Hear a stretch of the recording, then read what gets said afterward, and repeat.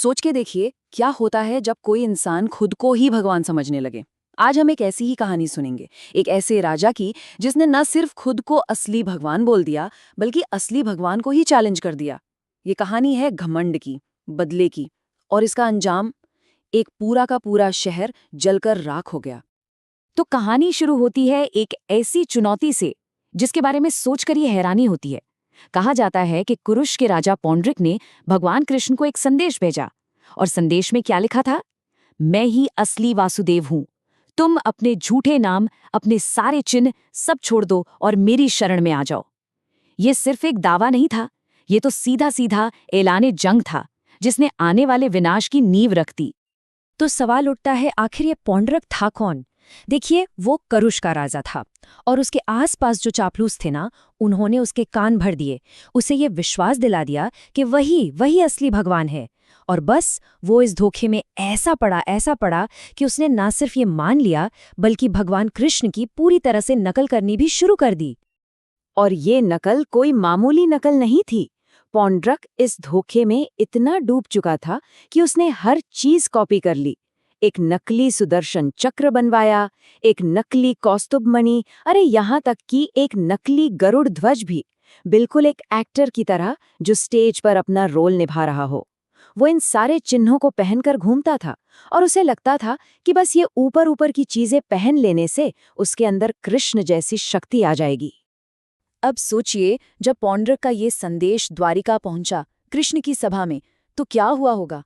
वहां मौजूद कोई भी अपनी हंसी रोक नहीं पाया। राजा उग्रसेन से लेकर पूरी सभा ठहाके मारकर हंसने लगी। उनके लिए ये एक बेहद बेहद मजाकिया बात थी। लेकिन कृष्ण का जवाब हंसी मजाक से बहुत परे था। उन्होंने उस दूत से कहा, जाओ और पौंड्रक से कह दो कि मैं युद्ध के मैदान में उसके ये सारे नकली चिन्हों से छीन लूंगा। और हाँ, जब तुम मरकर जमीन पर पड़े होगे ना, तो तुम्हारा शरीर कुत्तों का भोजन बनेगा। ये सिर्फ गुस्सा नहीं था, ये एक भविष्यवाणी थी। और बस इसके बाद कहने सुनने को कुछ बचा नहीं था। कृष्ण अपने रथ पर सवार हुए और उन्होंने रुख किया पौंड्रक के राज्य काशी की तरफ। अब बातों का, संदेशों का खेल खत्म हो चुका था। असली और नकली वासुदेव का फैसला अब युद्ध के मैदान में होना था। पर पौंड्रक वहां अकेला इंतजार नहीं कर रहा था। उसका दोस्त काशी का राजा, वो भी अपनी एक विशाल सेना लेकर उसकी मदद के लिए आ पहुंचा था। तो अब युद्ध का मैदान बिल्कुल तैयार था।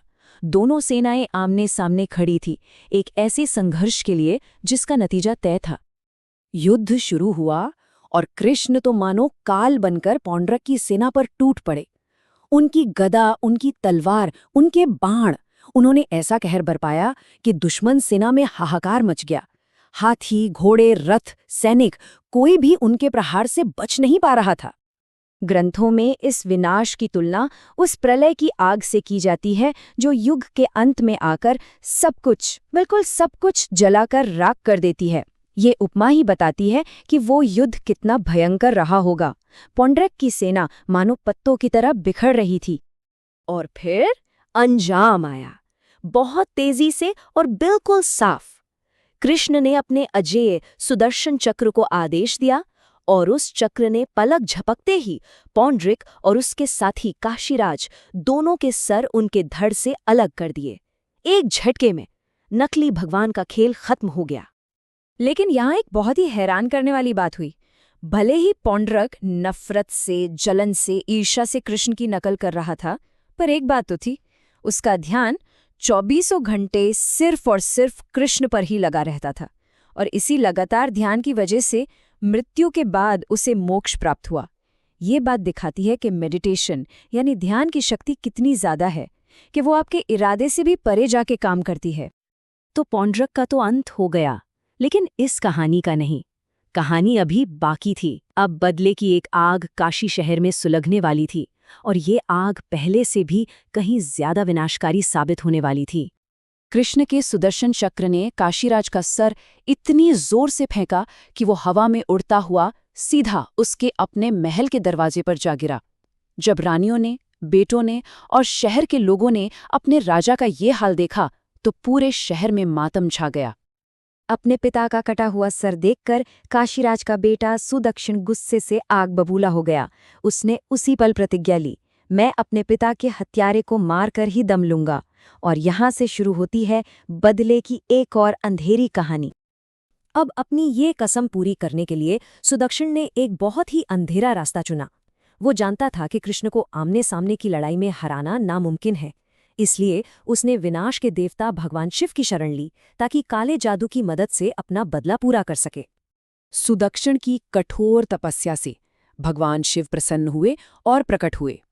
उन्होंने उसे अभिचार नाम का एक बहुत शक्तिशाली और खतरनाक काले जादू का अनुष्ठान करने को कहा। ये कोई आम पूजा नहीं थी, ये एक ऐसा अनुष्ठान था जो एक ऐसी विनाशकारी शक्ति को जन्म दे सकता था जिसे काबू करना लगभग नामुमकिन था। सुदक्षिण ने शिवजी के निर्देशों का पालन किया और यज्ञ की अग्नि से एक भयानक दानव पैदा हुआ। उसका रूप इतना डरावना था कि कोई भी देखकर कांप जाए। एक नग्न शरीर, बाल और दाढ़ी पिघले हुए तांबे के रंग के, आंखों से आग की चिंगारियां निकल रही थी और हाथ में एक दहकता हुआ त्रिशूल लिए वो सीधा द्वारका की तरफ चल पड़ा। अब कहानी अपने सबसे आखिरी और सबसे विनाशकारी मोड़ पर आ पहुंची है। यहाँ हम देखेंगे कि कैसे बदले की आग आखिर में खुद बदला लेने वाले को ही जलाकर राख कर देती है। इसके बाद जो कुछ भी हुआ वो बहुत तेजी से हुआ। वो दानव द्वारका पहुंचा, लेकिन कृष्ण के सुदर्शन चक्र के सामने उसकी एक न चली। वो डर कर वापस काशी की तरफ भागा, लेकिन चक्र भी ठीक उसके पीछे पीछे हो लिया। काशी पहुंचते ही उस दानव ने अपने ही मालिक सुदक्षिण और उसके पुरोहितों को जला दिया। पर सुदर्शन चक्र अभी भी नहीं रुका। उसने पूरे के पूरे काशी शहर को अपनी आग में ले लिया और सबको जलाकर राख कर दिया। और सुदर्शन चक्र तब तक नहीं रुका जब तक पूरा काशी शहर राख के ढेर में नहीं बदल गया। अपना काम पूरा करके वो शांति से भगवान कृष्ण के पास वापस लौट आया।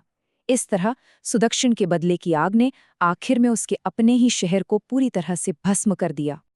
तो इस पूरी कहानी से हम क्या समझ सकते हैं? एक तरफ पौंड्रक है जिसका फोकस कृष्ण पर इतना ज्यादा था, भले ही नफरत से था, कि उसे मोक्ष मिल गया। और दूसरी तरफ सुदक्षिण है जिसका फोकस बदले पर था और उस बदले ने उसे और उसके शहर को ही बर्बाद कर दिया। ये कहानी एक बड़ा सवाल छोड़ जाती है। हमारे ध्यान की, हमारे फोकस की शक्ति आखिर कितनी बड़ी है? क्या ये हमारे इरादे से भी ज्यादा मायने रखती है? सोचिएगा जरूर।